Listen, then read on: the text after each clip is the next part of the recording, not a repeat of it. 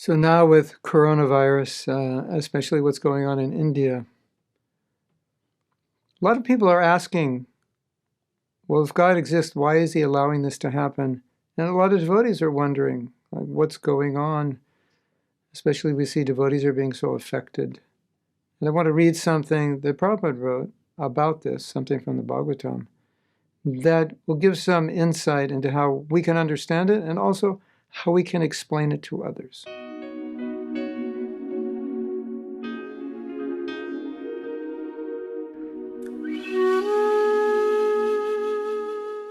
This is Narada Muni speaking to Lord Krishna. So I want to read it and I want to discuss it a little bit because I think it's about as relevant to the COVID situation as anything Prabhupada has written.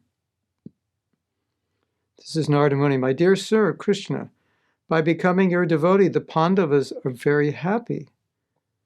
They have lost their entire kingdom.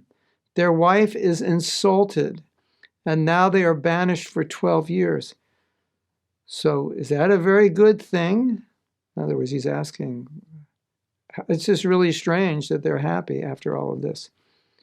The wonderful thing is, I see now, in spite of all these inconveniences, they have increased their love for you. This is a lecture, not from the Bhagavatam. So Narada is astonished. What kind of hypnotism you're doing? I do not know. In spite of being placed in so much inconvenience, their love for you has increased. That is the position of the Pandavas. This is Krishna consciousness. Then Prabhupada quotes the verse Tatenu Kampam, which means that no matter what happens, a devotee is always looking for Krishna's mercy, tolerating it, and thinking that he deserves worse. And the Prabhupada goes on to say, the pure devotee, if they are put into difficulty, they take it, oh, it is Krishna's grace. It is Krishna's grace, Tatenu Kampam. They take it in this way, Krishna, I was to suffer 100 times more than this due to my bad activities in my past life. But you are giving me a little out of it, so it is your grace. So a devotee never takes it in any, and it ends here, any other way. So what Prabhupada is saying is that whatever problem a devotee undergoes, he takes it that it's my problem, that I've caused this. It's never that Krishna is not merciful to me. But whatever I must undergo, I must undergo. But I always take it as Krishna's kindness. I think one thing that at least I'm thinking, probably we all are thinking, is that although we try to push death out of our minds, push disease out of our minds, it's very much in the forefront of our minds now because it's all around us. And so, although loved ones are dying, friends are dying, and this is a traumatic experience for many of us, it can't help but remind us of our own mortality. So in that sense, it's helpful. And when we become sick, it's a reminder of many things. The body's getting old, the body's breaking down. And it's always a reminder that I'm not the controller, because I can do my best to be healthy. I can do my best to avoid disease. But I can't always do that. And for me personally, what I process in my consciousness when these things are going on is that it shouldn't be a surprise to us, although it is a surprise in this sense. Death is always a surprise, but it shouldn't be. I mean, it's strange to say it, that death comes as a surprise when everything is dying every day. And we know we only have so many breaths before we will leave. But still, it's coming as a surprise. We're hearing now, I just heard another godbrother who left his body. And in the last month or so, I think 3 of our godbrothers have left their body, or 3 or 4. And, it's a shock. You could say it's astonishing.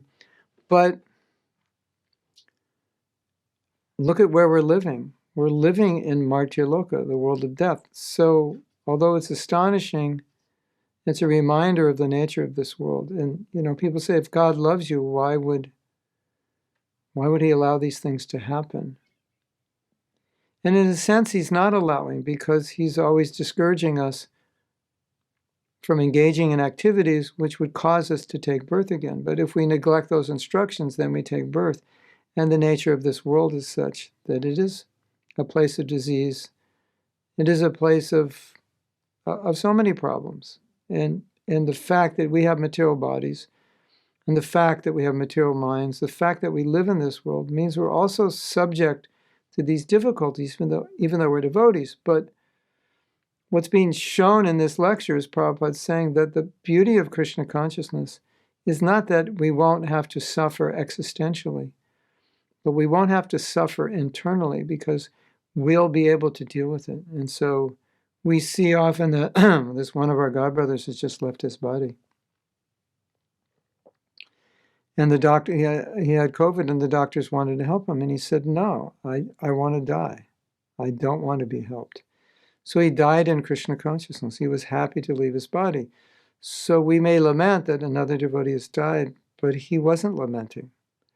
So that's really the beauty of what Krishna has given us. We say, how is Krishna allowing this? Well, we're in the material world, it's material nature.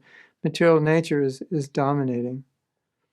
But what the gift that Krishna is giving us is our ability to remain blissful in our relationship with Krishna, despite whatever happens, and understand that whatever happens is ultimately meant to bring us closer to Krishna. And after all, if we die in Krishna consciousness, then what is death? It's either we take birth as a devotee or we take birth in Braja. So what is to lament about that? Of course, we lament when our dear friends, relatives, and so forth leave their bodies. But like Prabhupada said, it's going to happen today or it's going to happen tomorrow. And it's like, if you're not ready today, what's to say you'll be ready tomorrow? Are you ready for your mother to die? Even if she's 108, it's still going to be difficult. So, Prabhupada, if we ask this question today to Prabhupada, he would say something like, I've taught you these things. You're not the body, your soul. I've taught you these things, so you should know these things. There shouldn't be any surprises. I've perfectly prepared you for all of this. So why are you so worried about it? Why are you so concerned? And now we're in the world, there's an epidemic. This is a pandemic. It's the first time probably all of us have been through such a thing. And it's difficult. And we've never been through anything like this. But these kinds of things are always potentially there in this world. The economy could crash. There could be a war. The pandemic could get worse. It could mutate into another pandemic.